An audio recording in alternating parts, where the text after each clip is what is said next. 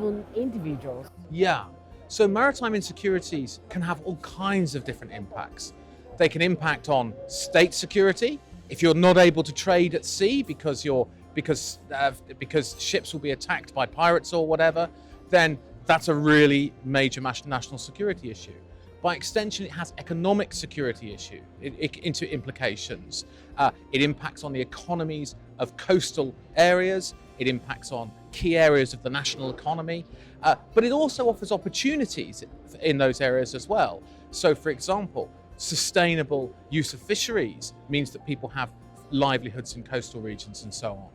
But maritime insecurities can also have impacts on an environmental level. Overfishing affects biodiversity. That in turn impacts the communities and the people who live by the sea and who live from the sea. It can impact food security.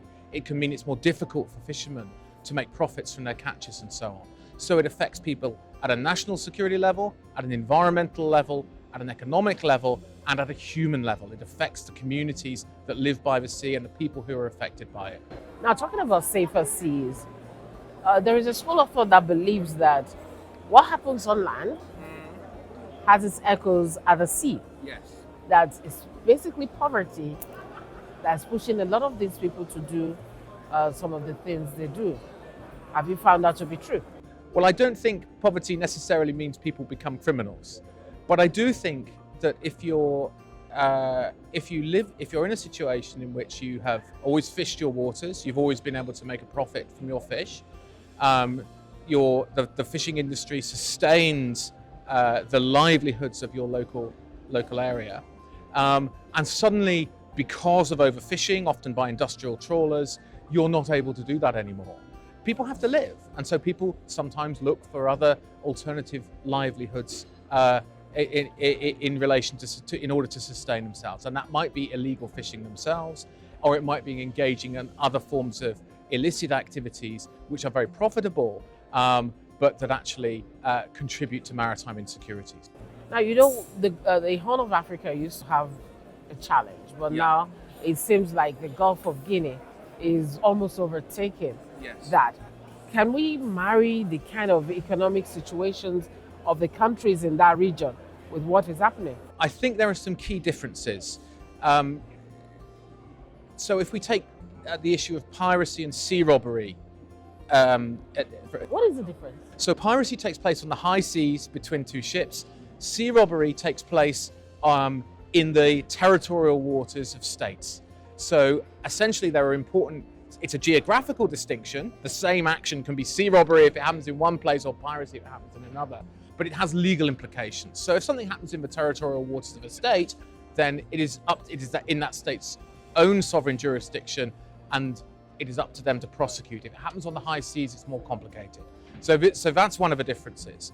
Now, that's important because off the coast of Somalia, most of the piracy activities that went on did take place on the high seas. So they challenged international trade routes, and they took place a long way from land often. Here in the Gulf of Guinea, a lot of the attacks take place much, much closer to shore, so they take place in regional waters. That's one important distinction. The other important distinction is the business model that the pirates use. In the Western Indian Ocean, it was focused almost wholly on kidnap and ransom. Here, it's much more complicated. There's kidnap and ransom, but there's also the theft of cargoes, including oil, bunkering, siphoning oil off ships, robbery of crews, and from the ships themselves. Now that's important because it requires a different kind of supporting infrastructure.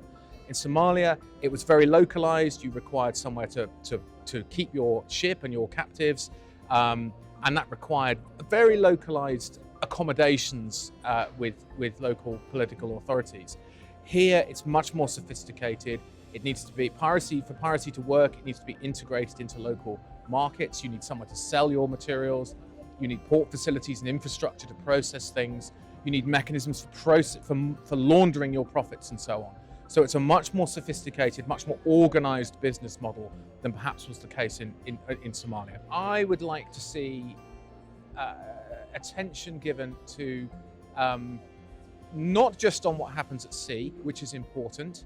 Enforcement at sea is important, But I think if we're looking to the longer term, it involves how we think about tackling some of these issues on land. And my key takeaway would be to think about piracy not primarily as or just as a security threat at sea, but also as a form of organized crime. And that allows you to think about how do we understand the organizational structures behind it, how do we target the kingpins as well as the foot soldiers